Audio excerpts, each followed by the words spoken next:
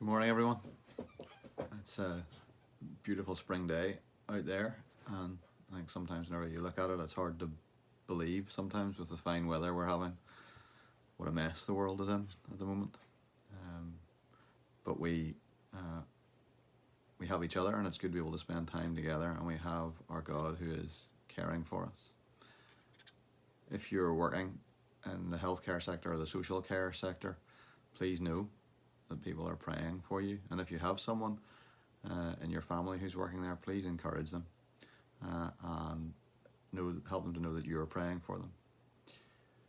This morning we're looking at Psalm 125, and it says this: "Those who trust in the Lord are like Mount Zion, which cannot be moved but abides forever. As the mountains surround Jerusalem, so the Lord surrounds his people, from this time forth and forevermore. For the scepter of wickedness shall not rest on the land allotted to the righteous, lest the righteous stretch out their hands to do wrong. Do good, O Lord, to those who are good, and to those who are upright in their hearts. For those who turn aside to their crooked ways, the Lord will lead away with the evildoers. Peace be upon Israel." The Lord surrounds you.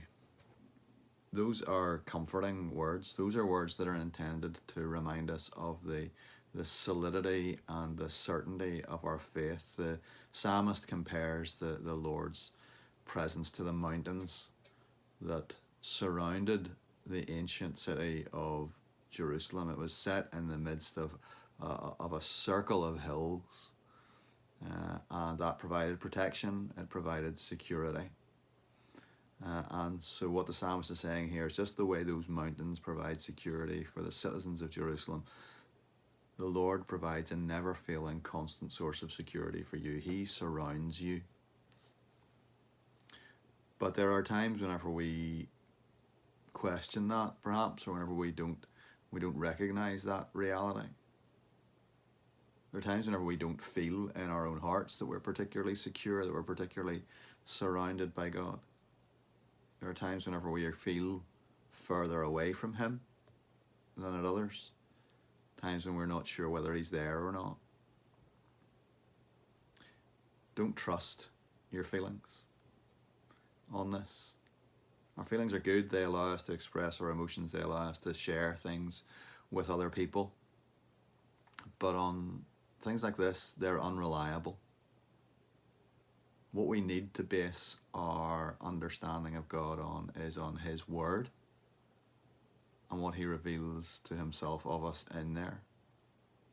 And here he tells us, however you're feeling today, whatever concerns, whatever mood you're in, God surrounds you.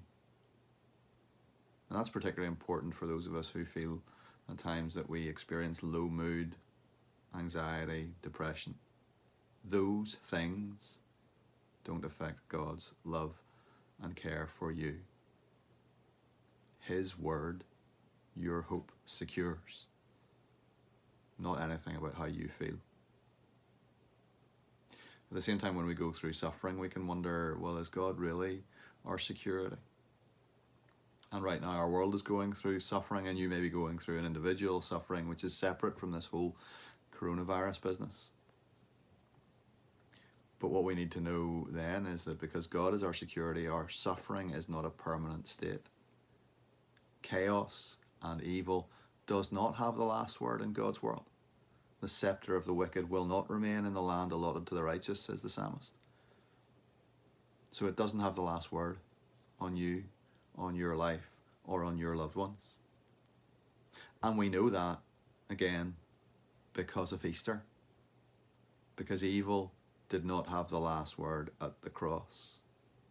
It poured out everything it could on Jesus at the cross. But it did not have the last word. Because the resurrection came on Sunday. And because of that, we know that evil does not have the last word. Jesus has triumphed over sin and sickness and death and evil. So if you're going through suffering, know that that will not have the last word on your life either. Maybe you say, sometimes I fail him, sometimes I let him down.